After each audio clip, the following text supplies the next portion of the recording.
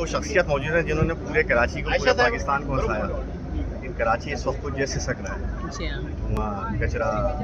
تو آپ کیا کہتی ہیں کراچی کا وہ تقریباً آپ کے ٹیسٹ میں 27 منٹ باقی رہ گئے ہیں. میں بھی کراچی کی بیٹی ہوں اور کراچی کو اس طرح دیکھ کے میرا بھی دل تڑپتا ہے. اور آج جب میں اس تقریب میں آئی ہوں اور میں نے یہ دیکھا ہے کہ کراچی کی بیٹیوں کے لیے کوئی ایسا باپ، کوئی ایسی جماعت آئی ہے جو سوچ رہی ہے، تو ایک دم سے روح میں کہنا چاہیے ہمت آئی ہے اور سوچ رہی ہوں کہ نہیں، ابھی ہمیں ناامید نہیں ہونا چاہیے.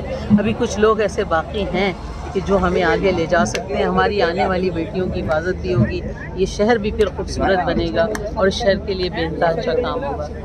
حافظ نعیم الرحمان صاحب کے بارے میں کیا خیال ہے؟ حافظ نعیم الرحمان سے تو ہم بہت محبت کرتی ہوں، میرے بھائی ہیں اور ہمیشہ بڑی رسپیکٹ سے ملتے ہیں. اور اس بات پہ فخر کرتی ہوں کہ حافظ صاحب نے نعمت اللہ صاحب کو باقاعدہ لے کے چلے ہیں اور انہی کے راہ پہ، انہی کے کہنے پہ وہ بہت سارے وہ کام کر رہے ہیں جو ان کے خواب تھے، وہ پورے نہیں کر سکے، وقت نے ان کی اجازت نہیں دی، لیکن نعیم بھائی وہ سب کچھ کر رہے ہیں.